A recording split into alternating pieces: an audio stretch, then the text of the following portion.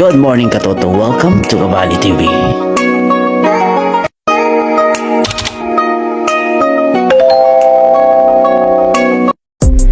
Yes, good morning mga Katoto. Ayan, so ngayon, andito ako ngayon sa Bandang Lungdon, kung saan dito sa aming barangay, sa barangay Nasunugan. At habang bakasyon, nagbabakasyon muna tayo rito ngayon. So ito nakikita nyo ngayon dito ngayon is ito yung lugar na kung saan dating puro talahib ito, pero ngayon ginawa ng paraan ng taga-barangay namin na kung saan pinaganda ito. Nagkaroon sila ng landscape at nagtanim sila dito ng iba't ibang mga halaman o kaya iba't ibang uri ng bulaklak.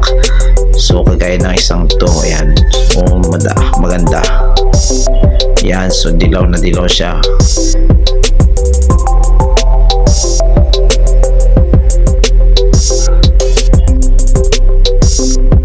Ayan, so hindi na tayo pupunta sa may taas. So itong daan na to is papunta na po sa pinaka-center ng barangay namin, yung barangay Nasunugan. So by the way mga Katoto, ayan, kung mapapansin natin yung ating dinadaanan dito is medyo makitid. So ito yung pangunahing daanan dito na kung saan kadalasan ang aming transportation dito is habal-habal. Pero yung mga driver dito ng habal-habal is sanay na sila sa ganong pakorba ika. Yan, so pababa na tayo. So mataas kasi yung pinanggalingan ko. Ayan, tanaw dito yung aming pinaka-center ng barangay Nasunugan. So by the way, ang bayan ng Banton is binubuo ito ng 16 na barangay, kasama na nga yung barangay namin dito.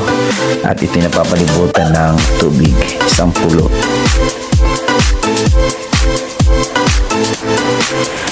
Ayan, so malapit na tayo. Yung tuktok naman yung mataas, ayun yung tinatawag namin na bayok-bayok or manraya.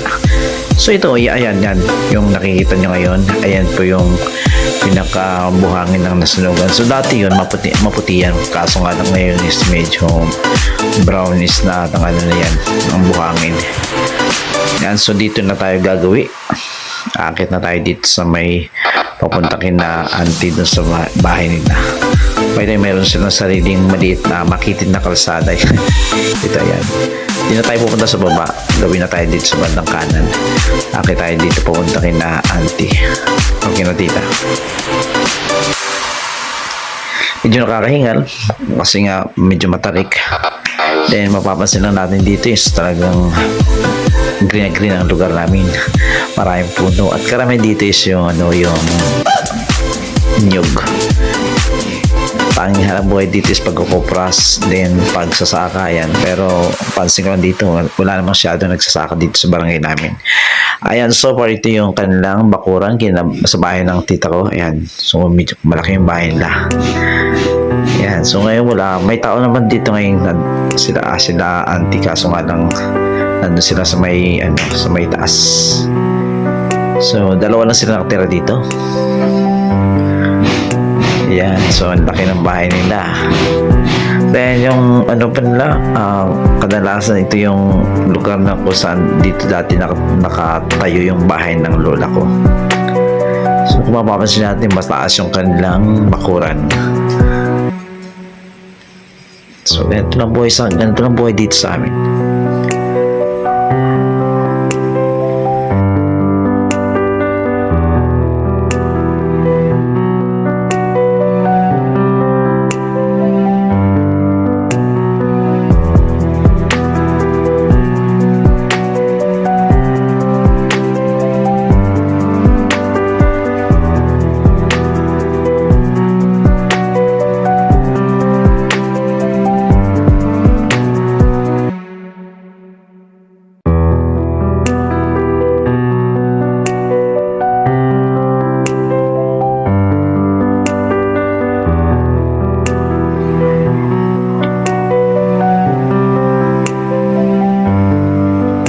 So ito yung kabuuan ng bahay nila. Ayan, so malaki talaga. Unlike dun sa amin, maliit lang yung bahay namin. So ayan, tara punta natin yung aming napakasimpleng bahay.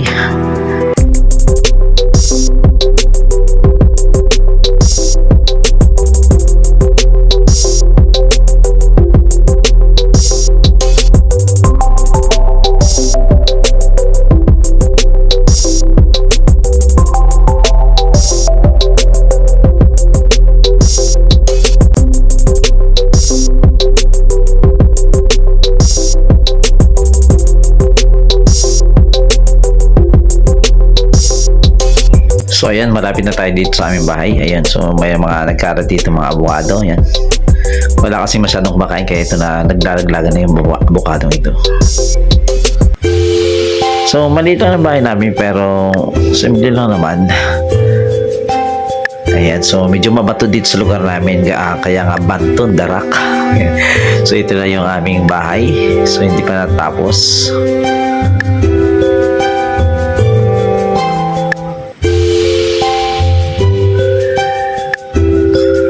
Yan, so mayroon kaming ano dito, ayan, yung tangke, yung tangke na yan, yung pinakatambakan ng tubig. Para mahirap kasi ang tubig dito sa amin. Kaya kailangan talang gumawa ng pinakatambakan ng tubig, ika nga. Para mahirap ka magamit pang araw-araw kung ano yung mga dapat natin gamitin. Panlaba, pero pang inom hindi naman namin kinukuha dyan. So ayan, ito yung side, yung pinaka-side ng bahay.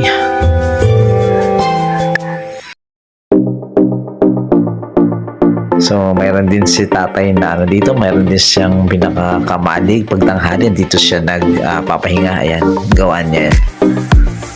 Pinaka-kubo na yan at sa ilalim niyan ay mayroong tawag ito, suha. Ito yung ginawa niya is naka-ano sa suha. Nakakabit. Yan. Kung mapapansin natin, mayroong mga downstairs. Punong suha yung kanyang pinagkabitan ng kanyang mga kahoy para mabuo yung kanyang tinatawag na kamalig or yung kubo niya pagtanghali. Yan. So, maraming bunga. Yan. So, ganito lang po yung aming pinakasimple lang po na pumuhay dito sa Banton. Yan. So, daming sinampay. Yan. Sige, akit tayo. Yan, so medyo nilulumot na at hindi pa rin natapos.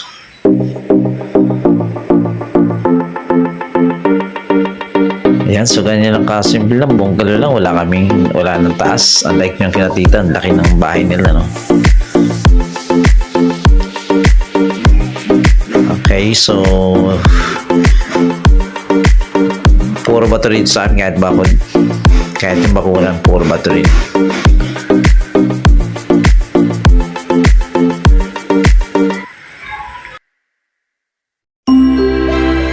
Yan, so mayroon din naman kaming tinatawag na kamalig. Ayan, yung pinaka-kusina namin na kung saan dyan kami nagluto. Kasi unang-una maitim yan eh. Kasi hindi sila gumagamit ng kalan. Puro ano tawag ito? Puro gatong, ika nga. Ayan, so sa baba naman yun, sa bahay ng kapatid ko yan. Yung lugar namin patarik po ito, hindi siya patag, annex sa ibang province.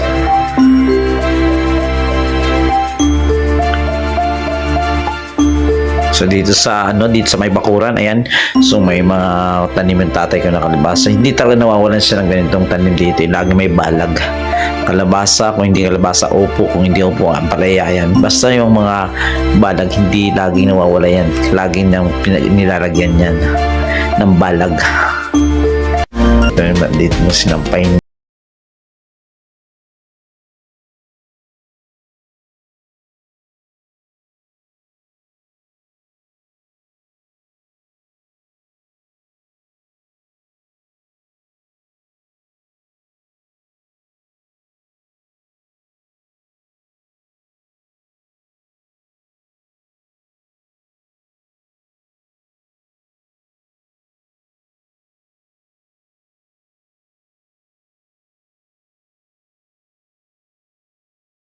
Dito si nanay at saka si tatay na dalawa silang mag-asawa lang. Ayan, so may simpleng lababo, mayroon din naman silang may CR kasi dati yung time wala kaming CR kaya yung pinagawa ko yung CR na yan. So may CR kami dun sa hiwalay, medyo malayo. Nahirapan yung tatay ko sa pagano. Okay, so ito yung yan, meron namang kalan, kaso nga lang gumagamit kami ng kamalig. Ito yung kamalig sinasabi ko, maitim dahil nga sa umuusok, kaya parang akala mo nasunog na bahay.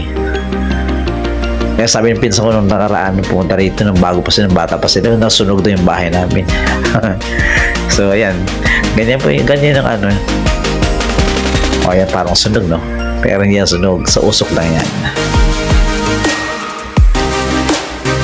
Yan, so punta tayo rin sa ano. Ito yung pinaka-kusina namin. Medyo maliit lang yung kusina namin. Wala pa rin table. By the way, hindi pa na-tiles yung aking sahig. Baka susunod na lang siguro. Ayan, so punta tayo. Mayroon kaming barko dito. Kung mapapansin nyo yung sahig namin, kawayan niya, binubunutan lagi din. Ayon lang ipasimento eh. Gusto lang kawayan. So ito yung unang kwarto. Tapos mayroon namang ayun yung unang kwarto ni tatay. Ayan, isa silang kwarto dyan. Ang dami ng cabinet. Hindi ko alam kung anong mga laman ng cabinet na yun. Puro ata mga bubot, puro ata mga damit na pinaglumaan na hindi pa nila tinatapon. So ito naman yung pangalawang kwarto na si nanay naman yung nakatira. So sila mag-asawa, dalawang kwarto ng tig-isa nga sila. Brown sa kanya, kaya yung tatay naman orange. So ayan, ganyan lang nakasimple yung aming bahay. Ito yung mayroon pa dito barkonahe kami. So ito yung barkonahe namin na hindi pa rin tapos. Ayan, so abot kamay lang dito yung mga suha. Ayan, mahilig kasi nanay sa sa mga bulaklak at sa tatay. Ayan ang kanilang pinaglilibangan. May star apple o kaya kay method na yan. Tapos mayroon din namang yung suha nga na marami nga pong bunga. So itong daming bunga. Abot kamay lang yan. Dito sa aming barkonahe na yan. Ayan, tingnan mo. Okay. So pwede na yan. Pwede yung pitasin yan. Pero yung suha na yan, hindi yan yung kulay pink. Kulay puti. Alaman. Okay, so baba tayo. Punta tayo dun sa may baba para makita yung pinakapaligid ng aming bahay dito sa barangay namin. Ayan, so mapapansin natin dito halos puro kulay verde o kulay green yung inyong makikita dito kasi talagang pero dito sa lugar namin yung kinakalbo yung pinakalugar. So maraming pananim. Ayun, malapit lang kami sa dagat. Ayan, kung mapapansin nyo yung dagat. Ayan, so yung dagat na yun, naglulotay din naman yan. Nawawala yan. May time na walang tubig dyan. So maaari kang mamasyal dyan. So ganyan yung view na makikita mo dito pag nandito kami sa bahay. Ayan, so napakasimple yung pamumuhay lang.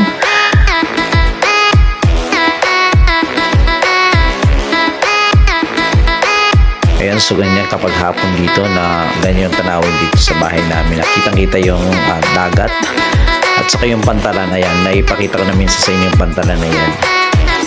Yan yung pantalan na yung tagasara or kapag may mga hindi magandang panahon, sinasara niya yung mga alo na yan. So ito yung aming barangay na sunugan or ito yung aming paligid dito sa bahay. Puro saging, nyog at saka iba bahay. Puro puno.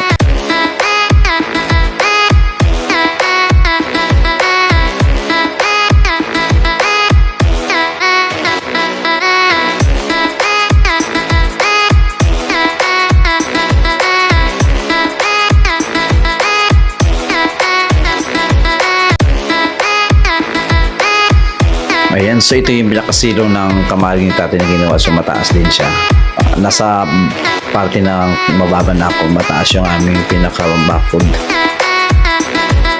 Yan, so marami dito mga pinya. Yan, mahilig silang magtanim ng mga pinya na yun. Ito naman yung pinakalugitan namin.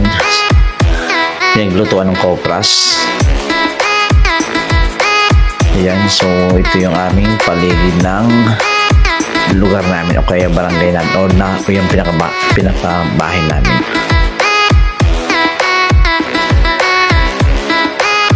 So